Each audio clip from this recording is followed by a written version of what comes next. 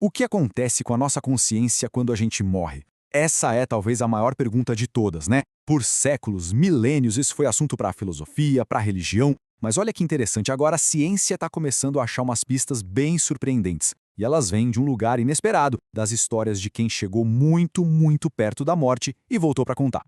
Então, para a gente começar essa análise, vamos direto ao ponto. O que exatamente a ciência já consegue dizer sobre o que acontece dentro da nossa cabeça nos últimos instantes de vida? É o que a gente vai ver. E é aqui que a coisa fica intrigante. Para um número impressionante de pessoas que são ressuscitadas depois de uma parada cardíaca ou um acidente grave, a resposta não é um nada, um vazio. Pelo contrário, elas relatam uma experiência super vívida, muito estruturada. É algo que a ciência hoje chama de experiência de quase morte, ou EQM. Ok, para a gente entender o que está acontecendo, primeiro a gente precisa olhar para as evidências. O que é exatamente uma EQM? E o que as pessoas que passam por isso contam? Bom, essa aí é a definição mais formal. Mas, na prática, o que isso quer dizer? Que não é um sonho qualquer ou uma alucinação bagunçada. É um evento bem específico, com características que se repetem, sabe? E isso é relatado por gente do mundo todo. Não importa a cultura ou a religião, é um fenômeno que pede uma explicação. E não é uma coisa rara, não. Estudos bem recentes, como um chamado AWARE-II, descobriram que até 20% das pessoas que sobrevivem a uma parada cardíaca dizem ter tido uma EQM. 20%. Isso são milhões de pessoas no mundo todo compartilhando uma experiência extraordinária bem no limiar da morte. E é assim que a ciência tenta entender isso. Porque mesmo sendo experiências superpessoais, elas não são aleatórias. Os pesquisadores usam ferramentas como essa escala de EQM para poder quantificar e achar padrões. E o que eles descobriram é que dezenas de características se repetem direto. E os padrões que aparecem são impressionantes. A característica mais comum de todas, olha só, 57% relata isso. É uma sensação imensa de paz. Muitas vezes, isso acontece bem no meio do caos, da dor do acidente ou da parada cardíaca. Quase metade fala de uma alegria muito intensa, e uma porcentagem parecida descreve ter visto um outro lugar, um reino de outro mundo, que eles descrevem como um lugar de uma beleza impossível de explicar. Bom, diante de relatos tão fora do comum, a primeira pergunta que um cientista faz é: o que o cérebro está fazendo? Então vamos analisar agora o principal suspeito dessa investigação, a explicação biológica para as EQMs. Em estudos bem recentes, os cientistas viram que quando o coração para, o cérebro não desliga na hora. Pelo contrário, por uns 30 segundos, ele simplesmente explode numa onda de atividade super organizada, coerente. Especificamente, dá um pico nas ondas gama, que é o mesmo tipo de atividade cerebral que a gente vê em meditação profunda quando estamos recuperando memórias ou em estado de consciência bem aguçada. Então, o ponto central é este. A principal teoria da neurociência é que a EQM é a experiência que a pessoa tem dessa explosão final de atividade. É como se o cérebro, nos seus últimos momentos, gerasse uma revisão da vida super acelerada, uma última performance da consciência antes de apagar de vez. Mas a história não acaba aí.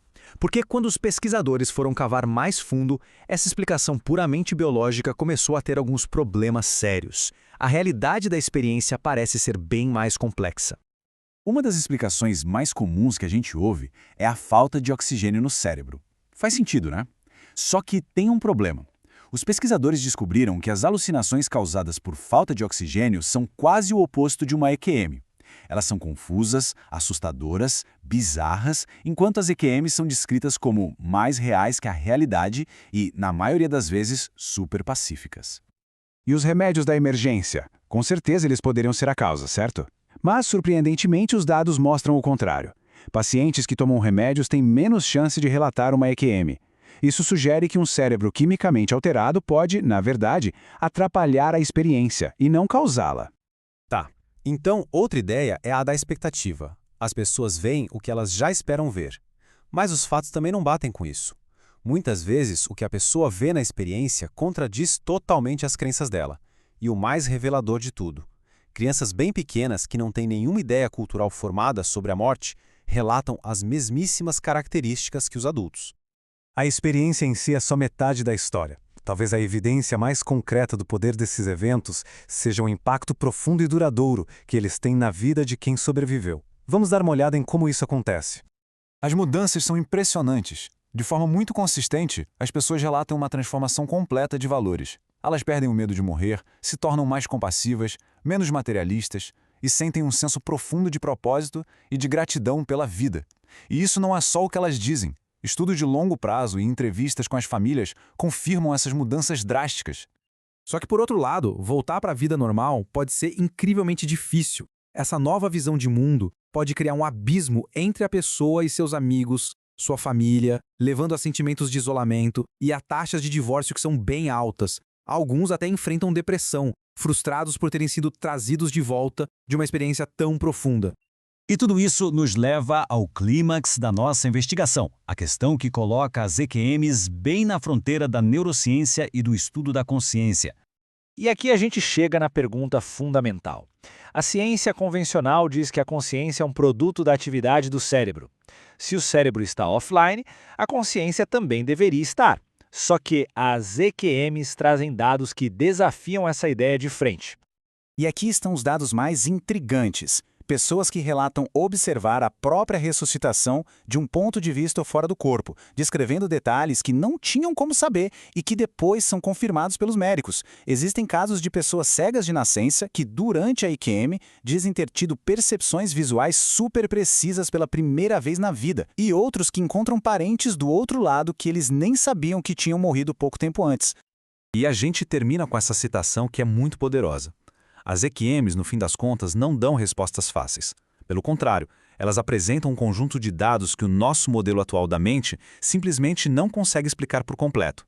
Elas sugerem que a relação entre o cérebro e a consciência pode ser muito, mas muito mais misteriosa do que a gente imagina, nos deixando bem na fronteira final do conhecimento científico.